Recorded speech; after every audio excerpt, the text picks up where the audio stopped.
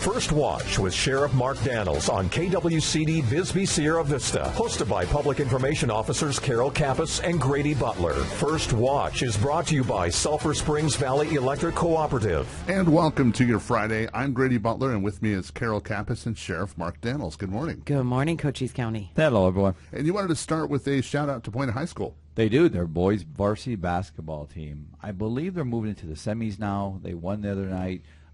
They're in the playoffs, for those that don't know, and when they're quarterfinal, moving into the semis now. And I tell you, I wish them well. I think they're playing this weekend, tonight, tomorrow, but I have to look up the schedule on that. But again, either way, shout out to Buena boys varsity basketball team as they move deep into the playoffs. Another successful program and continue to win.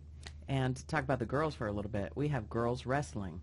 Actually, soccer. Soccer. Oh, I'm sorry. I thought it was wrestling. Soccer. Oh, my gosh. So ALA, American Leadership Academy, their varsity soccer team just won their first ever inaugural game for their high school. So they won against Casa Grande 2-0 Wednesday night. So kudos to those girls. I coached there, for those who don't know, but kudos to them. They did an amazing job. Very young team, but they came out with determination and tenacity as they came out there and won 2-0. And even the players from the team come over and said, Coach, because talking to me and the other coaches and saying, your team's really good and stuff. So, again, I shared that back to the girls. But the other thing that was really impressive, they said they're very sportsmanlike. They're very good out there in the field. So we always like to hear that as coaches. But, again, so they're on the track. As our season's in progress now. We got a couple home games coming up, and we'll announce that on the radio. But kudos to ALA soccer. And also anything about wrestling that you want to talk about? Nothing about wrestling. Okay, so just wanted to make sure we I was checking. covered bases. Well, yeah. I'm thinking that maybe the girls, while they're on the field, if something happened, they could turn it into a wrestling match. I don't know. Well, I'm glad you brought that up. I've had a mind lapse here. Kudos to Buena Varsity Wrestling. They just finished their season, so thank you. Okay, good. I know you're looking at me like, why? That's right. What am I thinking? I was thinking you ALA. always talk about wrestling. Yes, and I was thinking ALA, so because their season's been over for a while. ALA Buena Wrestling. They took 9 to state. They had 5 out of 9 placed in the state. That's impressive. It is. And big shout out to Brock Santa Maria, who took second, lost a tough one in the finals, and Sean Brown, who also took second. So two runner up. Got my mouth ain't working this morning for Buena, and then they had 3 or 4 other medalists. So kudos to them for what they did there this season and all those. So, and to Coach Williams, their coach.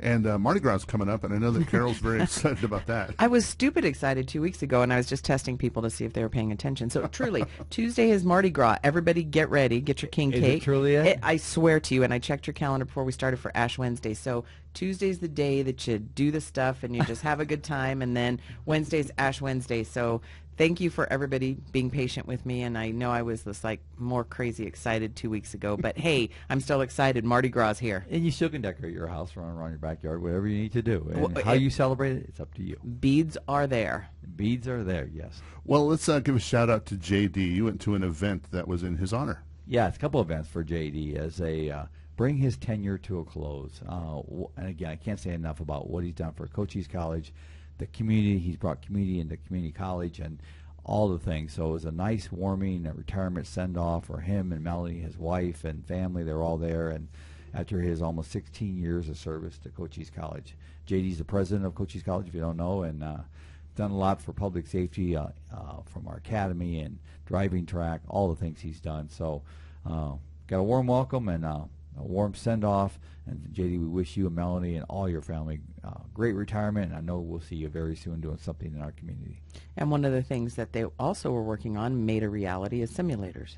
Yes, there's new simulators over there. If you haven't seen the simulators, if you go into the downtown campus and just want to take a walk through, you'll see service to those. Let me back up a little bit. There are 3 old Chevy Tahoes that were up for auction or being taken out of service. The company out of Canada actually took the three. The county donated them to them, and they reset those to be driving simulators.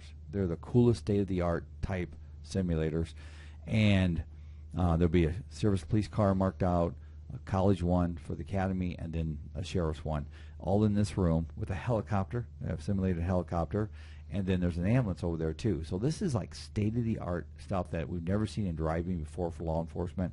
Where we have it here at Cochise College. JD and I we had some grant money. He had some money. We put that together, and this company agreed to debut it here in Cochise County, of all the places in the country. So we're excited. Here in the next couple of weeks, you'll see more on that. Tombstone is making some headlines, and the media is very curious, and the people are very curious. So kind of tell us what's happening in Tombstone. Well, first of all, Marshall Adams has resigned. He's going to go work for Benson Police Department. It's no secret no more. And but based on some allegations, let me just say they're allegations, okay, that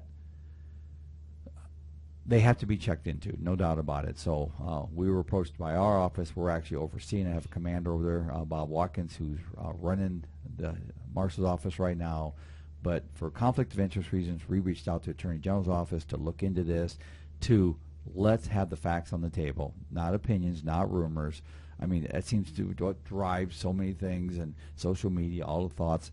We want the facts on the table, and then that'll determine where we go from there. So that's what we're doing right now. I'm not going to speculate what all the allegations are based on we don't have all the facts. We know what we're doing. We know the allegations, but let's get the facts on the table.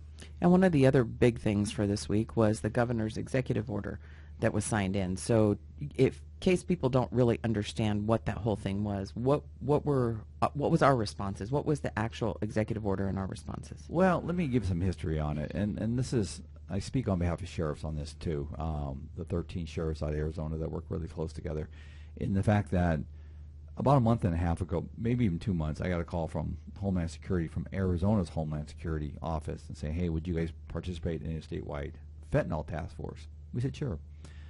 And we'll be all over that. We're all about partnerships and task force. Well, about 2 weeks ago, 3 weeks ago, we had a meeting with the governor's team, and this was brought up, hey, what's going on with this? They brought it up, so what's going on? Who's our point of contact? What's this mean? We'll get back with you. We'll give you the points of contacts. And then all of a sudden this week we see the executive order come out. We had no idea it was coming out, that they were going to do it. So today I still can't tell you what this means. And I'm not being politically wrong with that. We're all about it. It sounds like a great cause, but what the impact is for Cochise. And what was, this was supposed to be a statewide task force. Now it's a four-border concentration effort. And do we have a fentanyl problem? You bet we do. You bet we do. So we need to address it and figure out how we deal with the fentanyl. Over, just under 80 million fentanyl pills came into Arizona last year. So we have the purpose, we have the need, but how do we get down the road? So I've been told, I called the governor's office for the viewers out there this morning and expressed my kind of dissatisfaction. It's like, listen, I told you we'd be partners, I told you we'd want to do this, but what are we doing? I mean, we just committed to something. I have no idea where this is going. So we'll see. At the end of the day, I'm sure it's going to be a great thing, and that's where we want to be. If we can save lives, let's do it, and that's what I'm all about. It's just the rollout could have been a little more transparent on that. So after Monday and next Friday's show, I can give a better update of what's going on.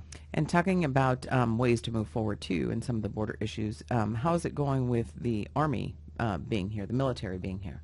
Very good. Let me just say that as one of the colonels and what the general was talking about when they did the ceremony and did the discussions on the slide, you know, it wasn't coincidental they picked here. I mean, with the Border Operations Center we have going on, with all the state partnerships, federal partnerships, it's great to have them here. And so we had an operational meeting on Monday with my team, just figuring out how we integrate that into place. So I'm very excited about that. And let me go back to the governor's executive order for a minute, too. And I said this. I said to media throughout the week, whatever their plan is, it should complement what's already in place here. We already have a very robust border operation. So we're not going to stop that and do something different. It's got to complement that. Sheriff's, talking to him, Sheriff Wilmot and Yuma, they have a task force down there doing things. So we want that to complement what's already in place. We're not going to stop everything we're doing and say, okay, well, let's look at your plan. No, we got something going. So this is why you roll things, talk about it, get a good operations plan, we all review it, and roll it out together. That's a task force. And also, you're meeting with ranchers about wolves. Tell us that situation. Well, we had some more, I notified yesterday we had some more cattle killed. Wolves are the suspect in this. This is getting to be a hot topic in Cochise County.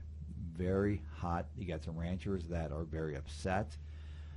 Lack of, it's going to be blunt, lack of communication from U.S. Fish and Wildlife is not helping the situation here. Listen, this is not a animal like, hey, we want to go out and just kill animals. Or I can tell you these ranchers, that's their quality of life. And when their assets are being taken down, you got game and fish in the middle of this. I mean, in fact, I heard this week is if we respond and we start investigating and we say we look into the cattle, start looking, then the rancher doesn't get paid. These illogical rules. I mean, we work directly for these ranchers, especially a sheriff's office in rural Cochise County, and they put rules like that in place. They make no sense.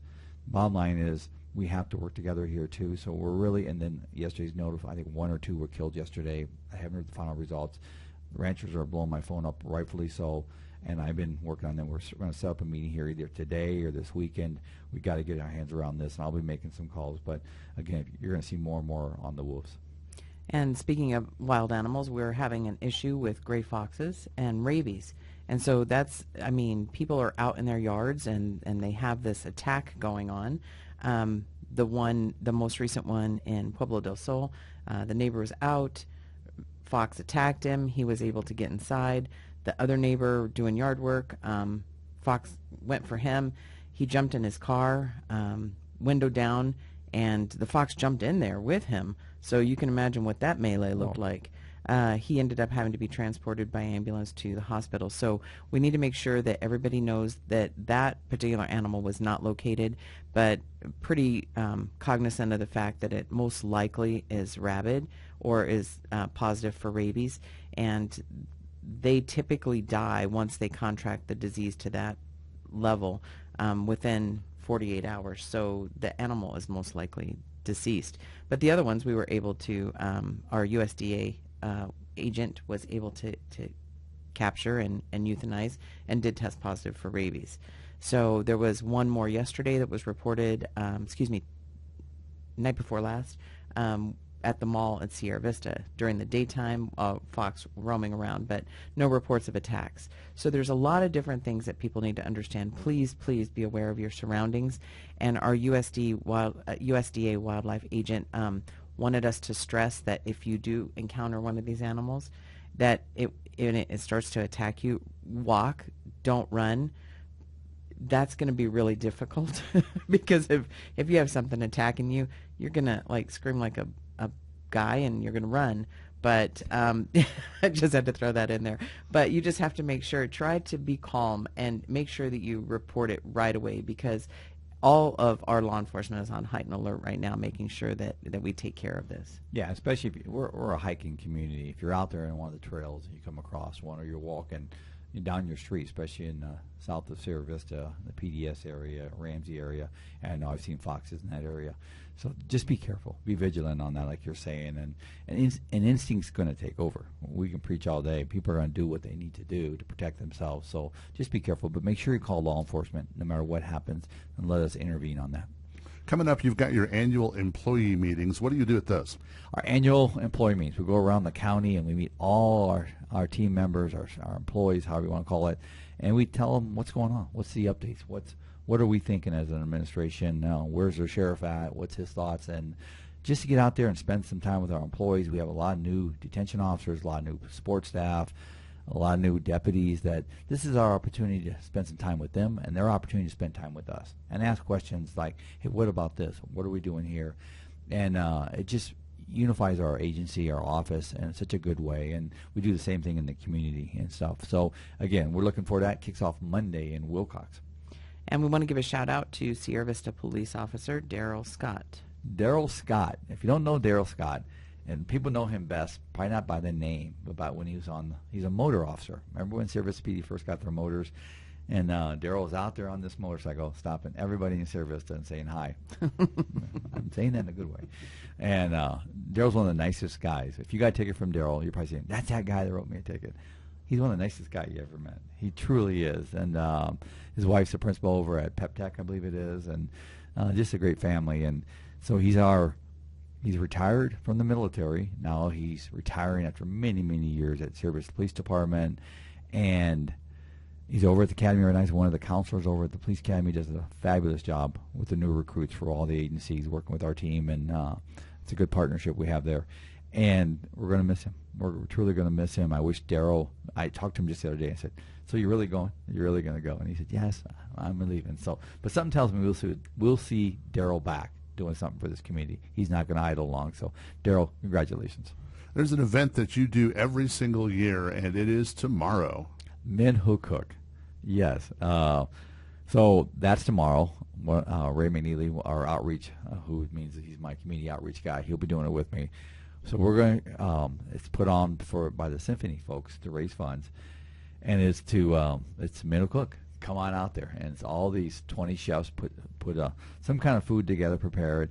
We are making a dessert, and it's called Cookies of the Heart, and they'll crumble with you. You know, it just. Our decorations will do better than the food, but seriously, come on out and support us. It's a lot of fun, and but we're doing that tomorrow, so I'll start cooking around noon. That's 300 and some cookies that we're going to put together tomorrow, and you got to decorate them and all. So I'll be in a kitchen here in Cochise County, and it's got to be a commercial kitchen. You can't cook them from your house, so we're going to do that tomorrow, starting around noon. And you also want to talk to people about your safety message and your stop of the week that's rolled all into one. Well, it is. Coming to work, and here's this car. You know, when a car passes you and you're going the speed limit, and the guy driving an unmarked vehicle, but usually reasonable people can tell that's a police car of some sort, some unmarked law enforcement vehicle. So when they sped by me, I was like, okay. And I'm always looking for that. When people speed by you, you always wonder what's going on. And so then we come to a very busy intersection at 6:30 in the morning, and the light turns yellow. And we're reasonably in a position where we can hit the brakes and slow down with comfort. And that vehicle just keeps on going. It's beating the light and went through the light. So I stopped, and this individual, and it was an underage person, and said, just got her driver's license. And she's like, yeah, was I speeding? And I said, yes. And she gave me the speed. I said, yeah. The number she gave me, yes, you were speeding. And yeah, I know. And then the yellow light, yeah, I know. I mean, I should have stopped. Yes. So and again, I'm very sympathetic to our young drivers out there, because they're under a graduated driver's license, which means they get some strict tickets like that go against them really hard. But so I had a good talk with her and said, listen, leave 5 minutes early, all that. But I'd also say it to adults. Yellow lights are meant to warn you, slow down, and stop. Not to, I got 2 seconds to beat this. And we see so much of that, and that's where accidents occur. Slow down, folks. Yellow light mean you got to stop. You got to bring it to a stop. So trying to keep our intersections safe. Well, Sheriff Mark Daniels, we thank you for coming and talking to us today. Grady, Carol, thank you guys so much. Have a great week. And who do we have coming in next? We have Cochise County Attorney Lori Zuko. First Watch on KWCD Country is brought to you by Sulphur Springs Valley Electric Cooperative.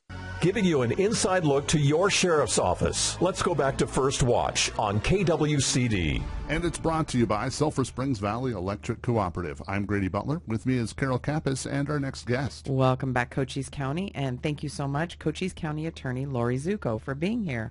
Thank you for having me.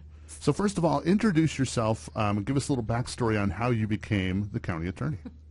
Okay. Hi, everyone. I'm Lori Zuko. I'm the Cochise County Attorney. I was elected last year.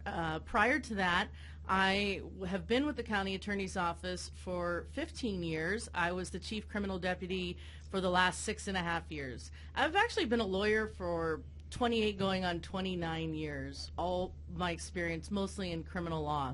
I ran last year. It was out of the blue because our county attorney, my former boss, Brian McIntyre, he was running unopposed. And he had collected his signatures, and then his signatures were challenged in a lawsuit. And he came up short I want to say it was about 30 signatures short. And so we knew the lawsuit was coming, and before it was even filed, I put in the paperwork to run as a write-in candidate, which is what you had to do at that point. And I did that because we wanted to ensure the people that work in our office that we had a plan for the continuity of leadership in the office. So I did that, and then I had a primary challenger for the write-in process. and I won the primary by, I think, about 70% of the vote. My primary challenger, Josh Jones, interestingly, now works for me. He is my JP5 prosecutor, great guy. And then after I won the write-in for the primary, then my name was printed on the ballot for the general, and I did have an opponent for the general election, but again, I think I won by about 67% of the vote. So that's how I came to be the county attorney. It was completely unexpected. I was sort of happy in my job as the chief criminal deputy. At the time, I was making more money than the county attorney. Luckily, the position did get a raise starting this year, so I didn't have to take a pay cut, which was nice. But that's my story of how I became the county attorney. Well, let's talk a little bit on what the county attorney's office actually does. Run us through that paces. Sure. The main directive of the county attorney is to direct public prosecutions. So about 75–80% of the work that we do is prosecuting crimes on behalf of the state of Arizona. So we have 7 felony attorneys, 3 misdemeanor attorneys, and 1 juvenile attorney who also charges felony cases. And we service all of the justice courts. JP3 out of Benson, we have a contract attorney, Ann Roberts, who does that. But she's has access to our filing system and our electronic file system, so it's like she's a part of our office. And then the other half of, well, 20% of what we do is the civil division, and they're actually in a separate building next to ours, and we have, well, we have funding for 4 attorneys, but right now we only have 3 attorneys. Our chief civil deputy is Paul Correa. He's a very experienced civil litigator. He and I actually graduated law school in the same class from U of A, class of 1996. And then there's 2 currently civil deputies, and we're still hoping to hire a 3rd one. So as a newly elected county attorney, what do you see coming for the office in the future? Well, I ran, my position was I'm the chief criminal deputy, the criminal division over the last couple years, responding to the border crisis, responding to the huge uptick in homicides that we've had in the county over the last 3-4 years. We have really been kicking butt in the criminal division, getting some great results in big cases, sometimes by plea, sometimes by trial. And so I ran on keeping a steady hand in the criminal division and staying the course, which is one of the reasons why I hired my former boss, Brian McIntyre, to head the criminal division, which was, really applauded, I think, by law enforcement. He's always had a great relationship with law enforcement, and including the sheriff who backed that decision. And so really trying to steady the course in the criminal division. One of the big innovations that's been in the works for the last 2 years is our expansion of our alternative prosecution programs. So Kristana Watkins, who started as a victim advocate in our office, and then she created our GRACE mental health diversion program. She went out and got a $500,000 grant from the state and the feds to start a drug diversion program, and that's been a big focus for us. So she hired a full-time drug diversion coordinator, Monica McCall, and she has a support staff person. And so we're focusing on low-level first-time offenders, usually simple possession cases, not drug sales cases. And we're actually reaching out to these people when we get the case referral from law enforcement. Before we even file a criminal complaint, we're funneling certain people that meet the criteria into drug diversion. And we just last month had our first graduation ceremony with Judge Lindstrom, who used to run our diversion program when he was with our office. And we graduated 5 folks who had never even had the criminal complaint filed. And I mean, I don't know if you saw the county public information officer posted some of the videos.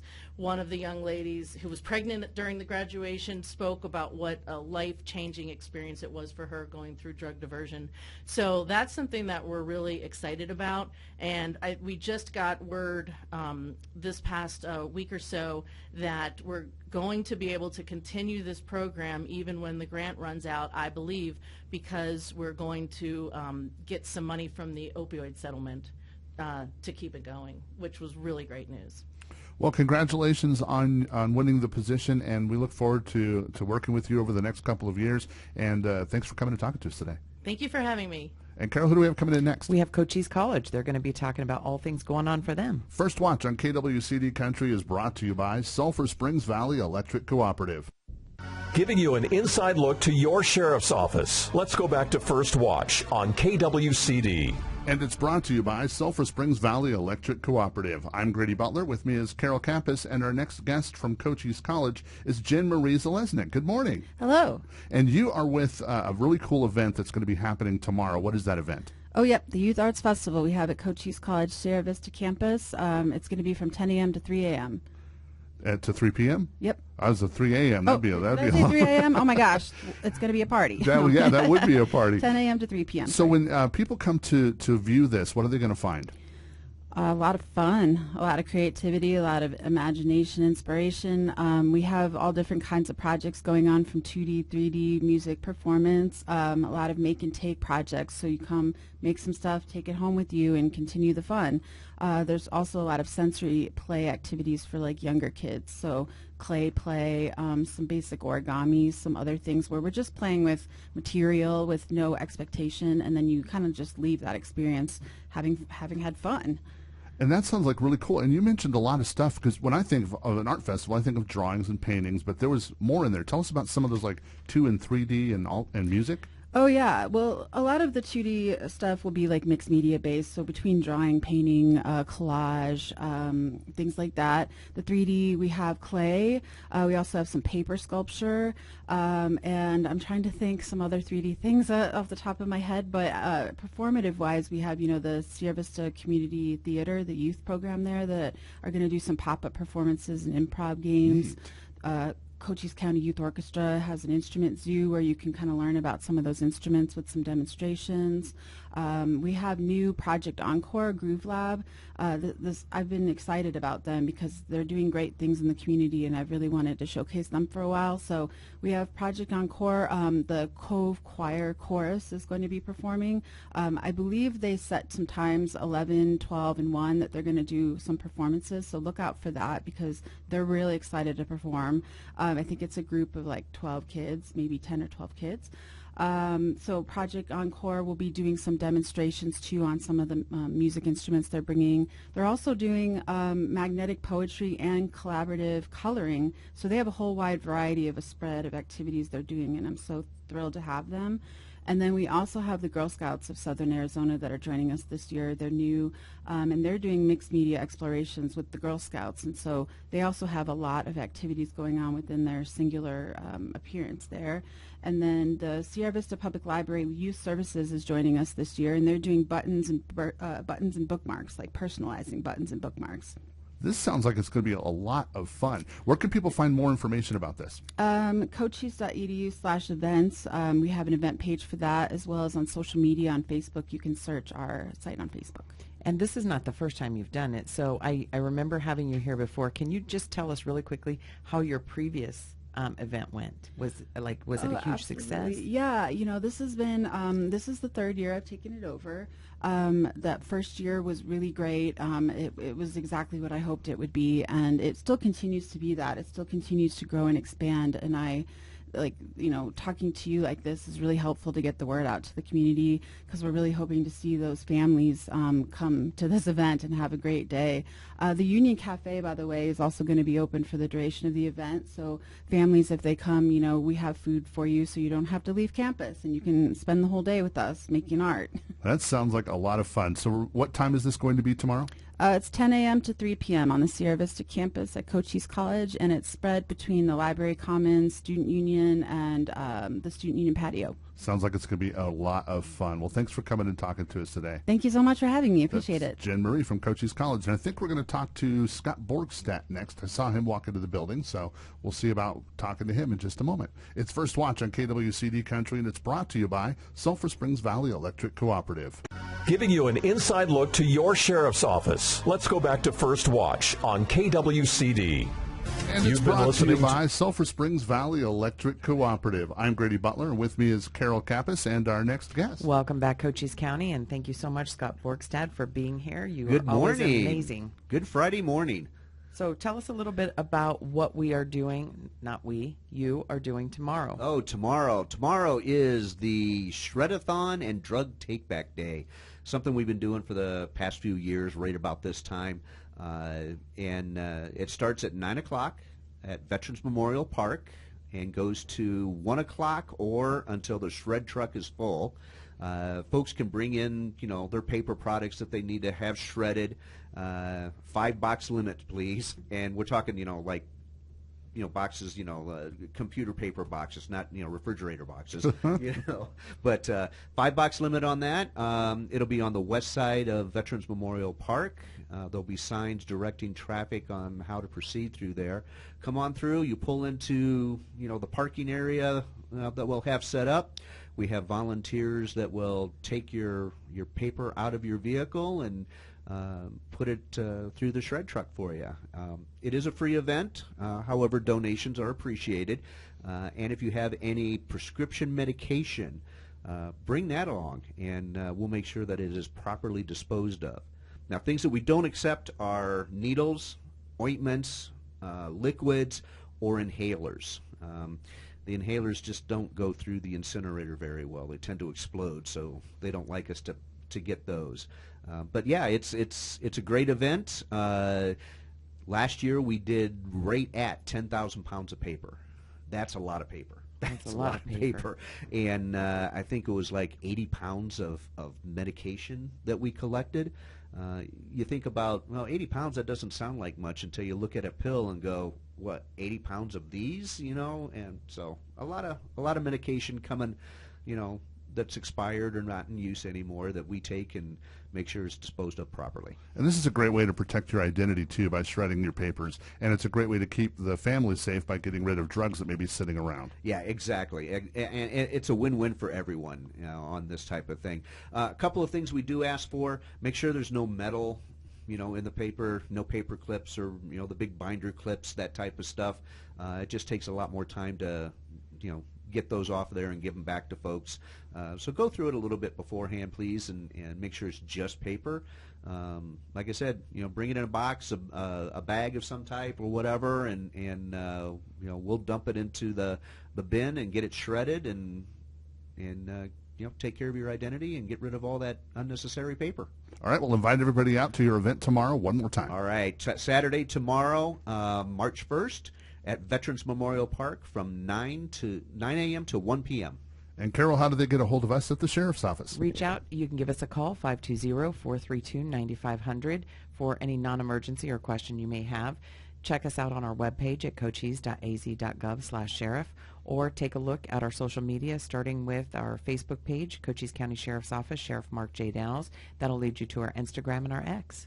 First Watch on KWCD Country is brought to you by Sulphur Springs Valley Electric Cooperative. You've been listening to First Watch, brought to you by Sulphur Springs Valley Electric Cooperative. Keep up to date. Follow the Cochise County Sheriff's Office on Facebook, and tune in next Friday, 7 a.m. for First Watch right here on KWCD.